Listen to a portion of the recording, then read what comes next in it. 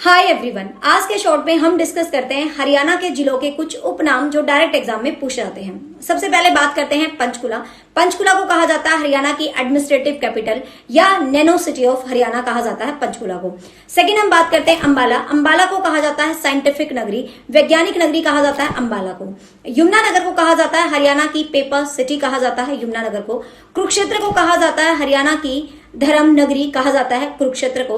हरियाणा की पानीपत को कहा जाता है बुनकरों का शहर। बुनकरों का जो शहर है वो हरियाणा के पानीपत को कहा जाता है। हरियाणा की सिरसा को कहा जाता है संतों की नगरी। हरियाणा के पलवल को कहा जाता है शुगर सिटी। हरियाणा के सोनीपत को कहा जाता है एजुकेशन सिटी। ध्यान रखिएगा, गलत मत करना। सोनीपत को कहा जाता है एजुकेशन सिटी, लेकिन रोहतक को कहा जाता है एजुकेशन हब। तो देयर इज अ डिफरेंस, ठीक है। फिर हरियाणा के झज्जर को कहा जाता है शहीदों का शहर। हरियाणा के भिवानी को कहा जाता है छोटी काशी के नाम से जाना जाता है। हरियाणा के चरखी दादरी को सीमेंट नगरी के नाम से भी जाना जाता है। हरियाणा के हिसार की बात करें तो हरियाणा के हिसार को स्टील सिटी या इस्पात नगरी के नाम से भी जाना जाता है।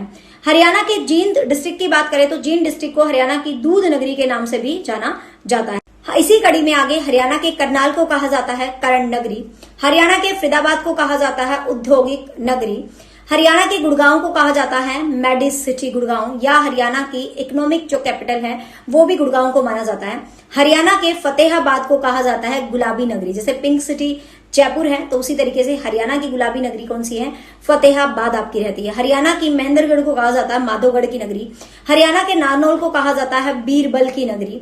हरियाणा के सिरसा को कहा जाता है संत नगरी, या फिर वनों वाली नगरी भी हरियाणा के सिरसा को कहा जाता है। तो होप सो गाइज ये हरियाणा के कुछ स्पेशल उपनाम है जो आपको क्लियर हो गए होंगे। इनके अलावा और कुछ बाकी नाम है तो आप कमेंट करना ना भूलें। Thank you so much.